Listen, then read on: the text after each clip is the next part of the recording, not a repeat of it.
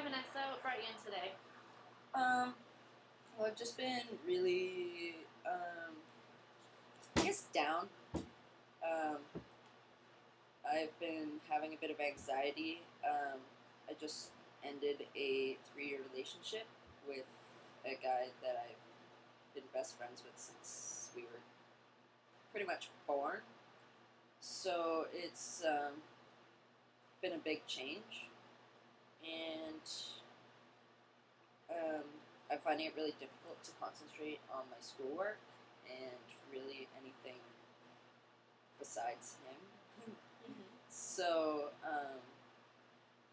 yeah, my schoolwork is not as good as it should be, and I just feel like I'm not taking care of myself as well as I should be.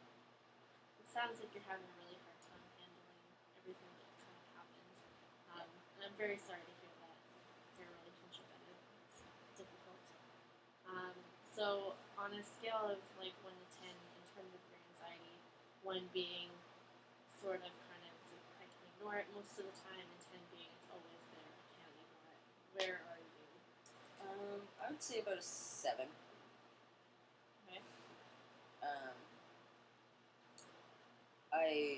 there are times when I am not thinking about it, but most of the time I am, and it makes me like anxious. I think it's just the being alone and like that I haven't been in a really long time. So, yeah.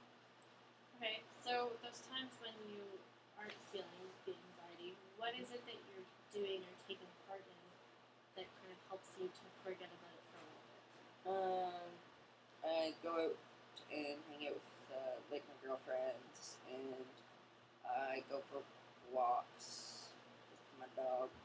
And usually I spend enough time chasing him and yelling after him that I'm not focused on anything else. Um, I go to the cottage, but it's like got reminders of him because we always used to go there.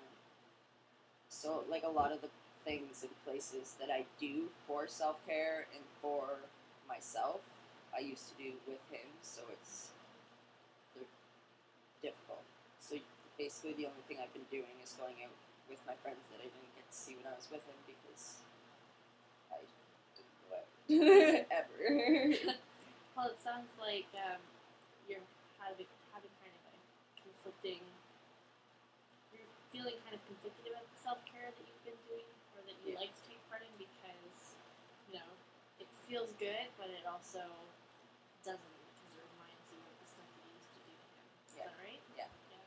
Okay. So, are there steps that you can take towards different self care?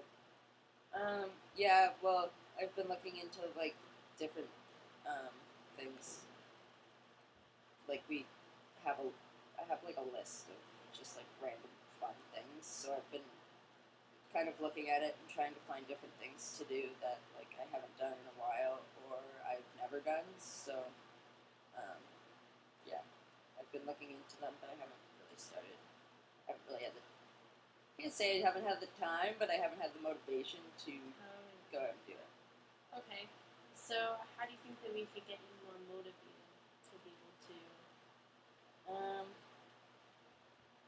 I don't know. I think like if I was doing it with people and like they were waiting for me to like come and get them or like to go and do it with them, like I would go because there's somebody waiting for me. But if it's like just me doing it, like I procrastinate, and then it just never happens, right? So if I plan on doing it with somebody, then that would be good. So would initiating those plans be difficult for you? It depends on who I'm going to take with me to do it. Like some of my friends don't have jobs and they can kind of just go whenever and do whatever, but other like my best friend has like 3 jobs and goes to school as well, so she's like really busy, and if we want to do something we kind of have to like actually plan it and like make a date and stuff. So it really just like depends on which friend I want to take or like take with me or whatever to do it. So. Okay. Because I would really like to get you from a 7 to 6.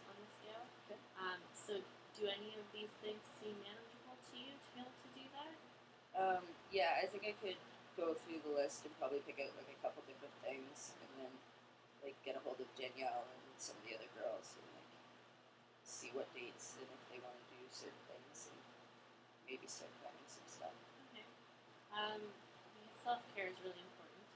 Um, and I was just wondering if maybe there was a way, um, like if you could do a certain amount of those things in a certain amount of time. So like once a week you could do one of those things, or every 2 weeks or something like that. I could probably do them once a week. Like I don't have a lot going on right now. I'm looking for a pickup hockey league, but like besides that, I'm in school and not doing much. So I could probably do at least once a week if I was motivated. Yeah. Because it sounds to me like if you started doing those self care things, like those different ones that don't involve anything to do with him necessarily, then you'd be able to ignore the anxiety for that amount of time, and you'd probably feel better, right? Yeah. So you would be more motivated the next time to do that, and it would kind of be like an avalanche. The more you do, the more you're able to ignore it, the better you feel, kind of thing. Okay, so I'm going to ask you a strange question. So say overnight a miracle happens. You don't know that it's happened because you were sleeping. So in the morning you wake up. What would be the first thing that would tell you that a miracle had happened? What would you notice? I would wake up happy and smiling and want to get out of bed and like be energized and like motivated for my day, not just like slugging around and not really doing much. I would have plans for the day instead of just kind of doing whatever, because days on where I plan to just do whatever, I usually don't do anything. So if I have the day planned, then it would go a lot better probably. And I don't know, I would be happier and more comfortable, like in my own skin, and not thinking about miles at a time. Well, some of that stuff is really realistic. It's going to take us some time to get you there, and it's going to take more than one or two little steps. But like feeling more motivated in the morning is possible, and being able to not think about him is also possible. And like I almost wonder if you made those plans, or if your friends reached out to you and made those plans with you, if that would be almost a step in itself, just like making those plans in order to. Yeah, probably would, because I'm one of those people that like when you make plans, you keep them kind of people. So I think either me or them taking the first step to like initiate something would be. Yeah, and for you, it would be kind of getting you motivated to want to initiate that step, right? Yeah. So, on a scale of 1 to 10, 1 being no and like I'm just not going to do it, and 10 being yeah, I definitely want to do it. How motivated do you think you are at this moment to make plans and take those steps with your friends? I think like an 8. Yeah. Like I know that I need to get out and do it. So. Okay, so if you're at an 8, does that mean that you're going to be able to leave here and maybe call or text one of your friends and be like, hey, I would really like to do something. Doesn't really matter what it is as long as it's something not in your house kind of thing? Yeah, for sure. I think I could do that. That's very good. Is there a way that we could get you up to a 9 on that?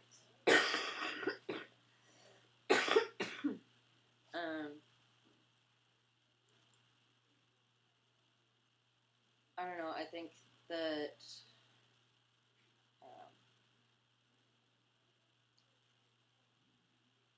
I don't know. I'm not sure how we could get to an end.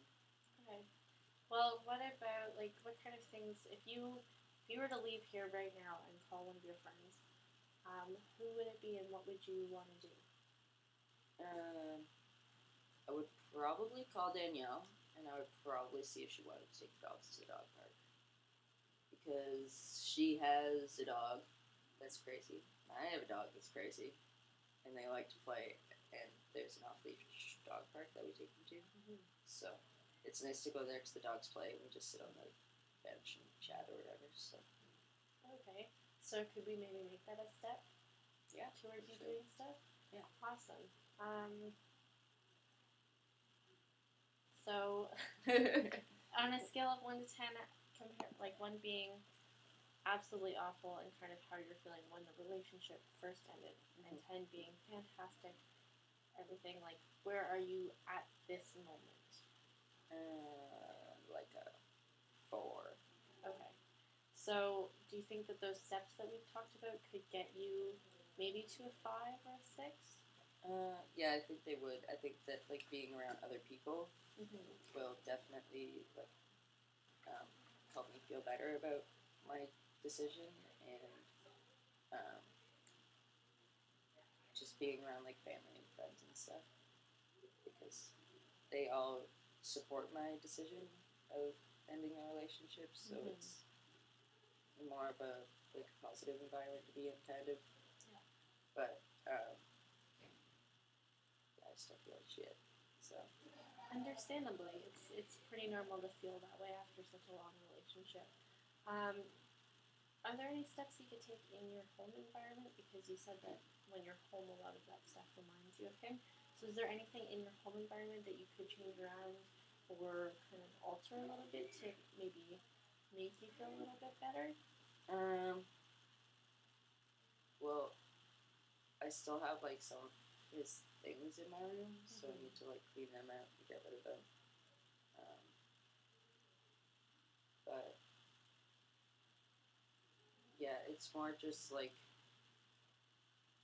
I think that my house is quiet. There's not very many people that live there, so like I just do a lot more thinking at home, and it's like reflecting and whatnot. So when I'm out, I'm a lot more distracted, and like there's things going on, and yeah.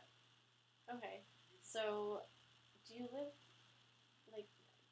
with like other peers? Do you live with your family? I live with my mom and my dad, but my dad works in Toronto Monday to Friday, so he's there. And my mom works shift work at the hospital. She works usually 4 days of the week, 12-hour shifts, and with my little sister, who's in high school. Okay. So maybe I'm wondering, how do you feel about music? Like, what kind of effect does music have on you? I don't know. I've been listening to a lot of sad music, which is not good, but it's what I want to listen to right now. But every once in a while, I'll do a happy upbeat song. Yeah. But I was just wondering if maybe having some music playing when you're home, like even if it's just quietly in the background, might be beneficial, because that way it's not so quiet, and it might give your brain kind of something else to focus on. I tend to turn the TV on. I'll just like put the news on or something, so I'm like listening to the news, but and like not thinking. Yeah. So, because it's important to deal with that kind of stuff, but sometimes distractions can be really good, especially if you're at home alone and you're kind of just like reminiscing, which isn't always great, especially if it's really fresh, right? Because it sounds like you're having a difficult time already, even outside of like doing that, and then when you get home and you're reflecting and you're thinking about it a lot, and you probably remember all the good times and everything, and not necessarily the reasons why you decided to end the relationship. So maybe coming up with some distractions that you could use when you start to kind of get into that mood where you're down and you're thinking about it, would be really beneficial. So do you have things that you could do at home, or? Yeah, I go through them.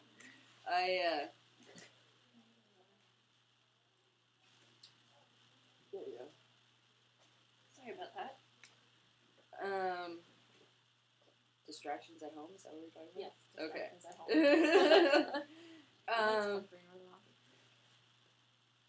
So yeah, I watch a lot of Netflix. Play with my dog. I hang out by myself a lot. But I journal and like read and all that stuff. So journaling's been good. It doesn't distract me from it, but it gets like the feelings out on paper and it's just out of you. Yeah.